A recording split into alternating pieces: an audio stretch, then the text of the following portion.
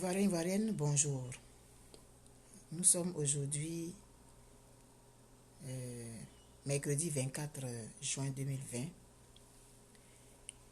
et j'avais relativement à l'enrôlement, j'avais fait une vidéo le 19 juin où j'avais informé la communauté ivoirienne résidant au Canada, que j'étais allé m'enrôler et que ça s'était très bien passé.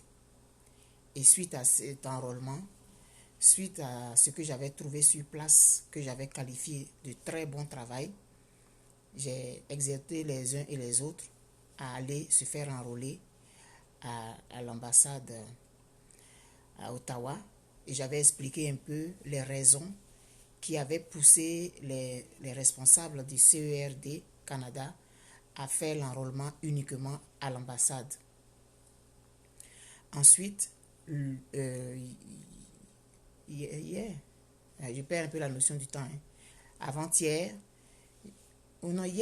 hier, j'ai fait une autre vidéo où j'ai demandé au ministre, au président de la CEI, monsieur Kouibié Koulibaly Ibrahim, de repousser un peu le délai de fermeture des bureaux concernant l'enrôlement. Aujourd'hui, hier soir, j'ai été informé que c'est repoussé jusqu'au 30 juin. Je voulais donc faire cette vidéo pour dire merci à M. Kouibié qui a dû se rendre compte que effectivement le délai était trop court, parce que ce n'est pas seulement au Canada qu'il y avait des raisons de se plaindre. C'est partout où il y a des bureaux de la CERD, c'est-à-dire partout dans la diaspora ivoirienne, tant en Europe qu'en Amérique, qu'ici au Canada et puis ailleurs. Ça a été repoussé jusqu'au 30 juin. 6 jours de plus, c'est bon à prendre. Il ne faudrait pas trouver que c'est trop court et puis c'est pas beaucoup. Et puis moi, j'estime que si on a pu avoir 6 jours de plus, ça va permettre dans la diaspora ivoirienne à des gens qui vont aller s'ajouter. Il va y avoir moins de personnes frustrées de leurs droits. J'estime donc qu'il est bon de remercier le président de la CEI. Donc cette vidéo lui est encore adressée. Plusieurs personnes ont eu à décrier que le délai était trop court. Je ne suis pas la seule. Et donc, comme je dis que je me suis autoproclamé porte-parole des Ivoiriens de la diaspora relativement à ce sujet, relativement à ce chapitre, voilà pourquoi je fais encore une vidéo au nom de cette diaspora-là pour dire merci au président de la CEI. Nous avons jusqu'au 30 juin pour prendre nos dispositions pour aller nous enrôler pour ceux qui pourront. Malheureusement, là où il y a le désordre, ça ne pourra pas se faire. Mais là où ça peut se faire simplement, que ça se fasse et on va dire merci au président de la CEI. Relativement au Canada, j'ai parlé ce matin avec les responsables de la CERD qui m'ont expressément appelé. Il y a un d'entre eux qui m'a appelé hier soir à 22 h pour me donner l'information officiellement, pour me dire que le délai était repoussé jusqu'au 30 juin, mais que les négociations continuaient de se faire relativement aux endroits qui avaient été prévus pour faire l'enrôlement ici au Canada. C'était à l'ambassade d'Ottawa, à Toronto, à Québec et puis à Montréal. Et donc, ils sont en train de faire mains et pieds pour que l'enrôlement puisse se dérouler dans ces endroits-là les jours qui restent là. Je pense qu'on va prendre ça. Le peu qu'on nous donne là, on va prendre. On ne va pas cracher dessus. On ne va pas se plaindre. On ne va pas pleurer. On va prendre ça avec beaucoup de gratitude. On va prendre ça avec beaucoup d'humilité. parce que nous ne pouvons pas faire de bras de fer actuellement. Nous avons besoin de nous faire enrôler. Alors, si nous demandons qu'on prolonge le délai de fermeture des bureaux et qu'on nous accorde, même si c'est un jour de plus, il faut le prendre avec beaucoup de gratitude. Si c'est 2 jours de plus, il faut les prendre avec beaucoup de gratitude. Et nos parents nous ont appris à être reconnaissants. Il faut qu'on dise merci. Dépendamment de l'éducation qu'on nous a donnée, de ces valeurs qu'on nous a inculquées, même si c'est notre droit, disons merci dans les circonstances que nous sommes actuellement et par rapport à un certain nombre de choses que nous savons. Si nous avons eu 6 jours de plus, frères et sœurs, disons merci avec beaucoup de gratitude. Disons merci avec beaucoup de reconnaissance et prenons-les avec beaucoup de plaisir. Parlons-en autour de nous.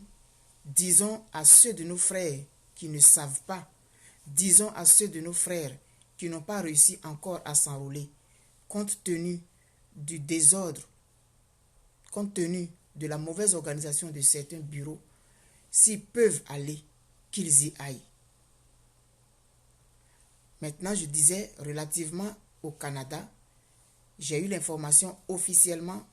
C'est vrai que j'avais vu ça passer sur les réseaux, mais officiellement, le CERD m'a appelé parce que je suis devenu à la limite leur partenaire pour la Côte d'Ivoire.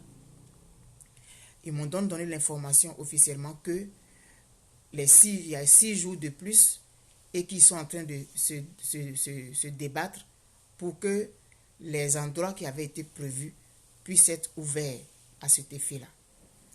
Et ce matin, j'ai été mise en contact avec le secrétaire du CERD du Canada, celui avec qui m'avait donné les informations relatives à toutes les tractations qui avaient eu lieu et qui m'avait expliqué pourquoi l'enrôlement ne pouvait se faire seulement qu'à notre ambassade. Donc j'ai parlé avec lui ce matin et il m'a dit que puisque les endroits avaient été fermés, c'est-à-dire on avait dit que c'était seulement à l'ambassade que devait avoir lieu l'enrôlement, le matériel est resté en leur possession.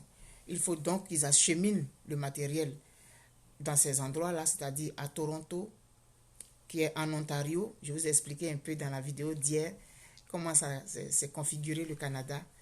Donc, vous ne devez pas être trop surpris aujourd'hui quand je parle d'Ontario. Toronto est en Ontario, et en Ontario, il devait avoir un bureau pour recevoir les Ivoiriens. Il devait avoir un bureau à Québec, parce qu'il y a la province du Québec et puis il y a la ville de Québec. Moi, je suis au Québec, je suis à Gatineau, qui est dans la province du Québec, mais il y a la ville de Québec. Il y a des gens qui habitent dans une ville qui s'appelle Québec. Et donc, c'est là-bas qu'il doit avoir un autre bureau aussi, qui s'était prévu. Donc, ils sont en train de négocier pour que ça puisse être ouvert. Et puis à Montréal. Montréal qui est aussi au Québec, qui est une ville du Québec. Voilà l'information que j'avais envie d'apporter aux Ivoiriens qui sont ici au Canada. Non seulement on a eu 6 jours de plus, on va dire merci, mais certains endroits qui avaient été fermés seront ouverts. Partagez cette vidéo à vos contacts pour que ceux qui ne le savent pas puissent aller se faire enrôler. Maintenant, j'ai posé la question au secrétaire là, ce matin. J'ai dit, mais pourquoi est-ce que vous ne pouvez pas aller ouvrir un bureau en Alberta? L'Alberta, c'est au loin, comme je vous ai montré là, c'est loin là-bas à l'ouest du Canada. C'est là-bas qu'il y a la ville de Calgary, où on peut, comment on appelle ça, et puis Edmonton, où il y a aussi le consulat. Il m'a expliqué que puisque ça avait été convenu qu'il y ait l'enrôlement seulement à Ottawa, en Ontario, à Québec et puis à Montréal, donc ils ont seulement 4 kits à la limite. Donc ce sera difficile d'aller aujourd'hui dans l'Ouest canadien, c'est-à-dire en Alberta. Et donc je lui ai dit, donc il faut que pour les années futures, il dit effectivement Ils sont en train de réfléchir à ça avec l'ambassadeur M. Fagnédi. Ils sont en train de réfléchir à ça pour voir dans les années futures comment est-ce qu'on va s'arranger pour qu'on puisse desservir les Ivoiriens qui sont éparpillés dans le Canada. Si nous réussissons à faire les élections en 2020, en octobre comme prévu, que toutes les conditions sont réunies, ce sera Dieu merci. Maintenant, il faudra penser aux autres fois. Maintenant, moi, ma propre analyse que je fais par rapport à tout ça, c'est-à-dire nous sommes des profanes. Nous, en tant que peuple, en tant que citoyens, il y a des choses que nous demandons, mais souvent qui sont peut-être difficiles à faire. C'est peut-être pas aussi facile qu'on pense. Moi, j'ai demandé que ça aille jusqu'à la fin du mois de juillet, mais peut-être que c'est pas comme ça que ça fonctionne. Donc, si tu as demandé 1 mois et demi, que tu as eu 6 jours, prends les 6 jours là. C'est juste ce que j'avais envie d'envoyer comme message à vous qui me suivez. Et puis, profitez de l'occasion pour dire merci au président de la CEI, M. Kouibier Koulibaly Ibrahim. Merci à lui de nous avoir donné 6 jours de plus. On les prend avec beaucoup de plaisir. On les prend avec beaucoup de reconnaissance. En tout cas, je parle peut-être au nom des autres. Je n'ai pas été mandaté. Mais je suppose que, puisqu'on a demandé qu'on a eu, c'est bon de dire merci. Maintenant, ce que les 6 jours ne satisfont pas, moi, je considère que si on a demandé qu'on a eu un peu, il faut prendre. Et puis les années qui viennent, on va voir comment est-ce qu'on va améliorer. Nous sommes en train de nous construire actuellement en Côte d'Ivoire. Avec tout ce qui est arrivé, nous avons vu beaucoup de failles dans notre système, dans toute notre façon de fonctionner. Donc c'est ensemble que nous devons essayer de corriger les choses qui n'ont pas fonctionné, même si on est fâché, et puis etc. On peut corriger ensemble un certain nombre de choses. Donc les années qui vont venir, dans le futur, là, en 2025, il faudra que toutes ces questions-là soient réglées. Donc j'envoie un message en même temps, par la même occasion, au président de la Fédération des Ivoiriens, la Fédération des associations ivoiriennes qui sont au Canada, qu'on essaye déjà de penser aux autres échéances présidentielles qui vont arriver en 2020, en 2025, si tout se passe bien. Avec tout ce qu'on a vu aujourd'hui comme défaillance, il faut que nous préparions pour 2025. On peut commencer à se préparer maintenant pour ne pas être surpris. Voilà un peu le message que je voulais envoyer à vous tous. Et puis à M. Abel Pli, lui dit que il faudrait qu'on essaie de réfléchir dès maintenant, nous rapprocher auprès de l'ambassade pour essayer de préparer 2025. On peut commencer dès maintenant à préparer 2025, à faire le recensement des Ivoiriens qui sont dans certains endroits et puis cibler des endroits centraux où on peut déposer des bureaux de vote ou bien des bureaux d'enrôlement.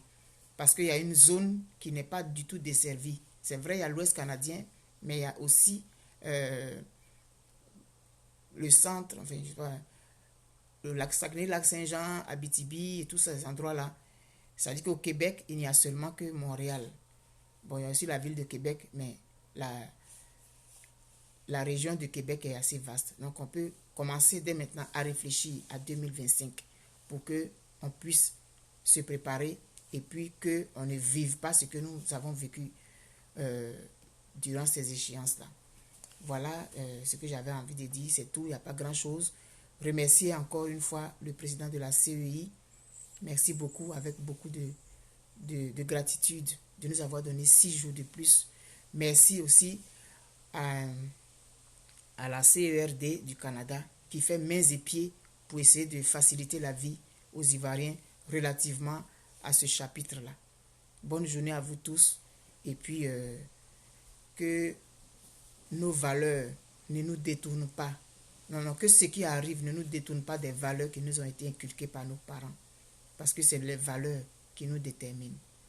Bonne journée à vous et puis bye bye.